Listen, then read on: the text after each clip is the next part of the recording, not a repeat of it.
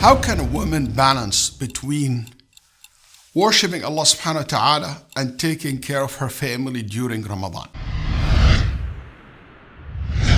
Creating a balance in our life is not something easy, and it comes with practice.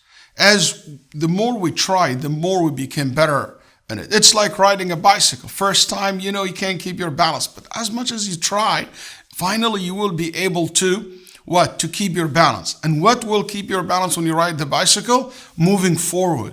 You don't stop at one point. If you keep looking down and you don't pedal, and you don't start moving, you will lose balance. The same thing when it comes to any issue in your life, and among them this issue, what you need to do, you need to try. You need to keep doing your best. You need to make the changes that, adjust yourself a little bit. You know what? I'm going to basically manage my time properly, and that's one of the things that help you a lot to balance your life between worshiping and taking care of your home, is to manage your time properly. A good time management allows you to accomplish a lot. Also set priorities.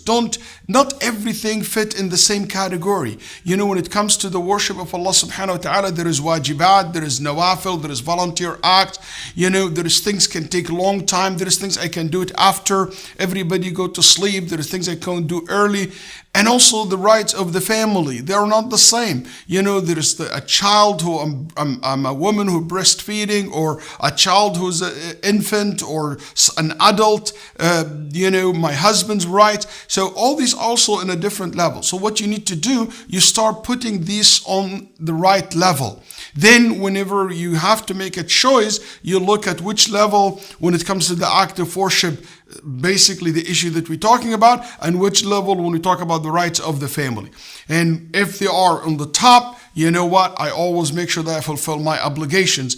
When it comes to an obligations here and a volunteer act here, no, I fulfill the obligation before the volunteer act, and so forth. One more thing.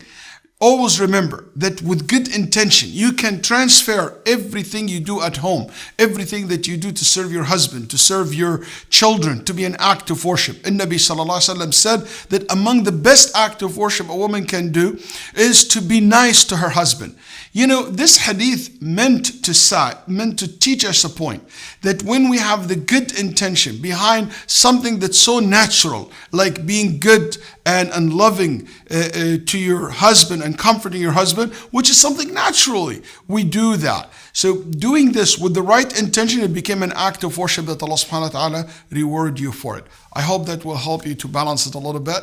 And one more thing, and I will say this to all the husbands out there: help your wife, help your mother to maximize her benefit from Ramadan.